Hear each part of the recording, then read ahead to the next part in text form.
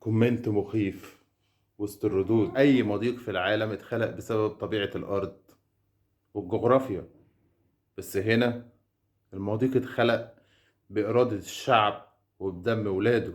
ده مش مجرد ممر مائي، ده حكاية بلد اتشق صدرها واتحفر بإيدين رجالتها. قناة السويس ما اتعملتش بمعدات حديثة ولا شركات عملاقة، اتعملت بدم وبجوع وبناس ماتت وهي بتحفر، والآلاف ماتوا تحت الشمس من غير حتى ما نعرف أساميهم. أكتر من مليون مصري اشتغلوا بالصخرة. عشان كده السفن النهاردة لما تعدي وتدفع فلوس، دي مش فلوس طريق، ده حق تاريخي، حق ناس ماتت، حق ناس دفعت تمن حياتها عشان الممر ده يكون موجود. وأي مضيق في العالم اتخلق بطبيعته، إلا هنا اتخلق بإرادة شعب وبدم شعبه. فاللي يعدي بيدفع، ولازم يدفع، مش اختيار، ده تمن الحكاية.